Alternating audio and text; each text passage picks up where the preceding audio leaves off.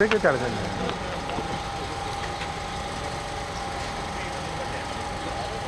जो यार थोड़ा सा भाई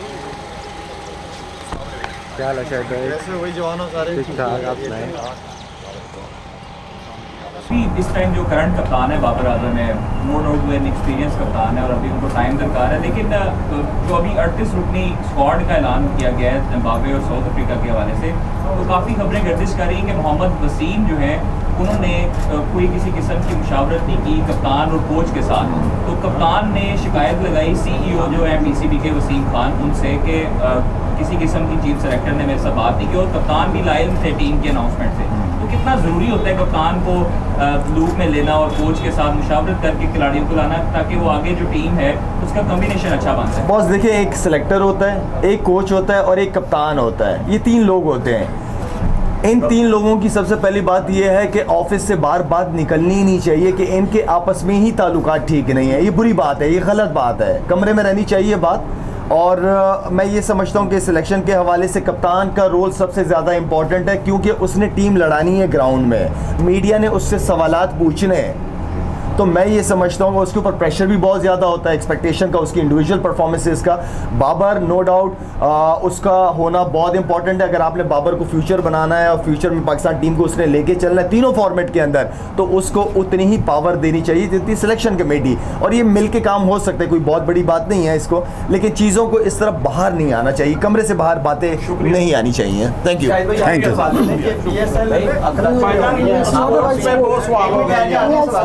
अब PSL के हवाले से मैं एक लाजमी बात करना, मैं एक लाजमी करूँगा। जब आप इतने बड़े एक मिनट,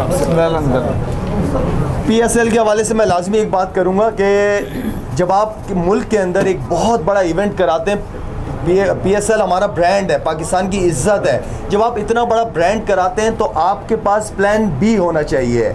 आपके पास प्लान B मुझे नज़र नहीं आया। आपको पता है कि किस हालात से दुनिया गुजर रही है, कोरोना हो सकता है, 2-3 लड़कों को होगा, तो आपका प्लान B क्या है कि आप उसको किस तरह कवर करोगे? तो मुझे PCB की तरफ से PSL के लिए प्लान B नज़र नहीं आया। और मैं ये समझता हूँ कि PSL बिल्कुल भी कैंसिल नहीं होनी चाहिए थी। गोरों को रोकना था, जिन्होंने जाना था चले जाए, जिनको कोरोना था उनको क्वारंटीन कर लेते, रुक जाते हैं। तरीका होता है प्लेयरों को रोकने का, हर जगह होता है ये पे, लेकिन प्लान B होना बहुत इंपॉर्टेंट था। इतने बड़े स्केल पे जब कोई चीज़ हो रही थी, तो मैं नहीं समझता कि इसको कैंसिल होना चाहिए। अभी पुराने बुजुर्ग क्रिकेटर थे, उनकी जो हालत है बड़ी गैर है। अभी एक वीडियो भी सर्कुलेट कर रही है जो हमारे साबिक टेस्ट क्रिकेटर हैं गुलाम अब्बास की। उन्होंने इस वीडियो में यही कहा है कि मेरी एक आंख ज़ाया हो गई है, मुझे PCB की जानिब से कोई सपोर्ट नहीं मिलेगी, बल्कि मेरे जो अपने PI के एम्प्लॉयज़ थे उन्होंने मेरी मदद की है। और भी जितने भी साबिक बुजुर्ग क्रिकेटर हैं वो भी आवाज़ उठा रहे हैं। क्या आप इस प्लेटफॉर्म के तहत PCB से कोई दरख्वास्त करेंगे या आपकी कोई जो शाहिद अफरीदी फाउंडेशन है जो साबिक क्रिकेटर्स हैं उनके लिए कोई इस तरह हेल्प करेगी? ज़्यादा शाहिद अफरीदी फाउंडेशन का ताल्लुक है, हम इंडिविजुअल कमिटमेंट्स बड़ी कम करते हैं, इसलिए कि हम कम्युनिटी बेस्ड प्रोजेक्ट्स करते हैं इस ताकि बहुत सारे लोगों को फ़ायदा। इंडिविजुअल बहुत ज़्यादा तादाद है, बहुत बड़ी तादाद है। अभी PSL के आखिरी मैचेस में जब हम कराची में थे तो मैंने बाबर आजम को कमरे में बुलाया, मुश्ताक अहमद मुशी भाई थे हमारे साथ, मोहम्मद अकरम थे, अरशद खान थे, ये सारों को मैंने जमा किया और उनसे ये रिक्वेस्ट की है कि यार हम कोई ऐसी एक एसोसिएशन बनाते हैं जो हम नहीं चाहते कि PCB के बल मुकाबिल में हम किसी को खड़ा कर दें। हम चाह रहे हैं कोई ऐसी एसोसिएशन हो जहाँ पे हमारे जितने भी स्पोर्ट्समैन हैं ताकि उनको हम सालाना सपोर्ट कर सकें जो डिज़र्विंग लोग हैं। तो ये अभी कुछ दिनों पहले ही मैंने बात की होटल में वहाँ पे। इंशाल्लाह बहुत जल्दी इस हवाले से भी आप लोगों को अपडेट दूंगा। भाई आप कम्युनिटी बेस्ड तो लोगों के लिए काम कर रहे हैं और लाजब आपका है, लेकिन एक और चीज़ है कि आप जैसे लोग दूसरों के लिए एक मिसाल है, दूसरे साथियों एजुकेशन हमारे लिए सबसे अहम है। और लोगों में शऊर ने, आज भी लाखों बच्चे स्कूल नहीं जाते, तो ऐसा प्रोग्राम आप क्यों नहीं लॉन्च करते कि लोगों में और बच्चों में अवेयरनेस मिल जाए? मिसाल के तौर पे आप किसी देहात के स्कूल में जाते हैं तो बच्चे स्कूल आने में राजी होंगे कि आप साहब हमारे स्कूल में हमें स्कूल जाना चाहिए। ये भी एक कॉज है उसको। देखिए, दुनिया में जो रोशनी फैली है ना, ये इल्म से, तालीम से फैली है। और मैं ये समझता हूँ कि एजुकेशन 2.5 करोड़ या प्लस कह सकते हो आपके 2.5 करोड़ से ज़्यादा बच्चे इस वक्त पाकिस्तान में स्कूल से बाहर है, 2.5 करोड़ से ज़्यादा। और किसी भी मुल्क की तरक्की और कामयाबी में एजुकेशन का रोल सबसे ज़्यादा इम्पॉर्टेंट है।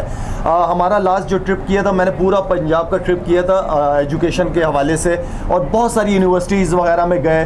उसके बाद से मैंने प्लान बनाया कि हमारे जो अभी 14 स्कूल चल रहे हैं, जिसके अंदर 4000 बच्चे माशाल्लाह, और सब रिमोट एरियाज़ के अंदर है वो स्कूल्स, उसको लेके चलना है। हमने स्कॉलरशिप प्रोग्राम शुरू कर दिया हमने अल्हम्दुलिल्लाह। हर साल हम 20 से 25 बच्चों का, मेरी एक और यूनिवर्सिटी के साथ बात हुई है जो कि 1000 बच्चों को स्कॉलरशिप देगी इंशाल्लाह।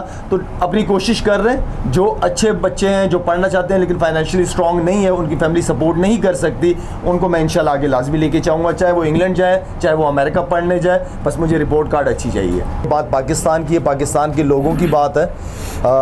मैं समझता हूँ कि सिर्फ लाहौर, कराची और इस्लामाबाद, फैसलाबाद यही पाकिस्तान नहीं है। पाकिस्तान बहुत बड़ा है, बहुत खूबसूरत है अल्हम्दुलिल्लाह, लेकिन मैं ये समझता हूँ कि जितना मुझे इस मुल्क ने दिया है, मैं बहुत किस्मत वाला इंसान हूँ कि अल्लाह ने मुझे इस ज़मीन में पैदा किया है।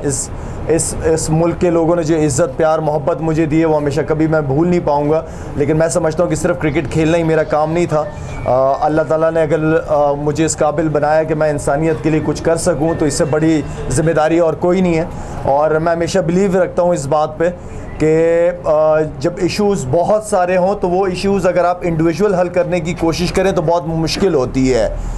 लेकिन जब आपको ऐसे लोग मिलते हैं कि उनका भी वही विज़न होता है, वही ख्वाब होता है लोगों के लिए जो मेरा है, तो इजी हो जाता है काम करना, उस गोल को, उस ड्रीम को अचीव करना इजी हो जाता है। मैं शुक्रिया अदा करना चाहूँगा सरवर फाउंडेशन का कि जिन्होंने मिलके हमारे साथ इस नेक काम में हमारा साथ दे रहे हैं। और इश्यूज़, बेसिक इश्यूज़ हैं, health, education, clean drinking water, even हमारी फाउंडेशन स्पोर्ट्स में भी काम करती है, जो रिमोट एरियाज़ के अंदर हैं जहाँ लोग वाकई स्ट्रगल कर रहे हैं अपनी लाइफ के अंदर।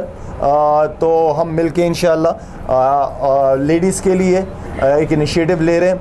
मदर एंड चाइल्ड हॉस्पिटल हमारा मेन फोकस है। इंशाल्लाह दूसरा जो हॉस्पिटल है वो भी बहुत जल्दी शुरू करने वाला हूँ मैं, इसलिए कि एक माँ के लिए बड़ा तकलीफ़ दे होता है कि 3-3, 4-4 घंटे की ड्राइव करके हॉस्पिटल जाया जाए। मैं चाहता हूँ कि वही फैसिलिटीज़ उनको उसी गांव में ही मिले। अगर 4 लाख लोगों की आबादी है और एक हॉस्पिटल नहीं है वहाँ पे, तो मेरे ख़्याल में बड़े अफसोस की बात है। तो उसमें भी हम साथ काम करेंगे इंशाल्लाह। और जो आप नेक काम करते हैं तो लोग जुड़ जाते हैं, अच्छे लोग जुड़ जाते हैं, चाहे वो मीडिया की शक्ल में हो, चाहे सरवर साहब जैसे फैमिली की शक्ल में हो। तो मुझे बड़ी खुशी है आज कि आज इनके साथ हमारा एक एग्रीमेंट MOU साइन हुआ है, और जिस पे हम इंशाल्लाह मिल के लोगों की बेहतरी के लिए काम करेंगे। Thank you so much once again, specially media. आखिरी सवाल ये ले लें कि PSL की जितनी भी परफॉर्मेंस होती है, 2-3 मैचेस के बाद उनको टीम में ले आते हैं, जैसे कि इंडियन टीम मैं सख्त खिलाफ हूँ। जो फॉर्मेट ईशान है वो 90 T20s के बाद 4 मैचेस के बाद आए। हमारे जो PSL में 3 मैचेस खेलते हैं, अच्छी परफॉर्मेंस। मैंने ये बात पहले भी की थी, अब दोबारा करूँगा ये बात कि सिलेक्शन का क्राइटेरिया मुझे तो समझ ही नहीं आता कि लड़का 2-2 परफॉर्मेंस करके आता है। आपने इतनी इन्वेस्टमेंट की है, नसीम शाह और बाकी बॉलरों पे इतना अरसा खिलाते रहे, आपने पता नहीं कौन कौन से बॉलरों के साथ उसको मिला दिया, आज वो टीम में नज़र ही नहीं आ रहे। तो पहले आप जिसके ऊपर इतनी इन्वेस्टमेंट करते हैं उनको तो लेके चलें साथ। 1-2 मैचों में परफॉर्मेंस करते हैं, फ़ौरन टीम में ले आते हैं, पाकिस्तान टीम के अंदर लड़के को ले आते हैं, बाद में उस लड़के का पता नहीं चल रहा होता। तरीका गलत है।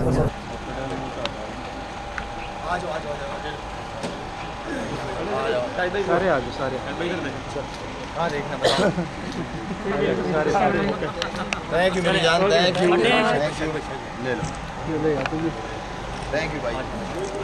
ओके शाहिद भाई, ओके जवानों, अल्लाह हाफ़िज़, थैंक यू। शाहिद भाई मैं निकल रहा हूँ एयरपोर्ट, सिर्फ आज दोपहर को तो आया हूँ। हाँ दोपहर को पहुँच गया, वापस दोबारा आ रहा हूँ, 25-26 को दोबारा आ रहा हूँ। बहुत बार आ गया।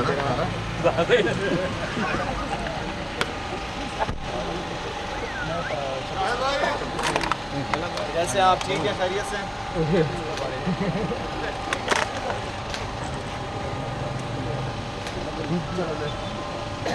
ठीक है भाई जवानों, अल्लाह हाफ़िज़, थैंक यू सो मच, खुश रहो। अस्सलाम वालेकुम।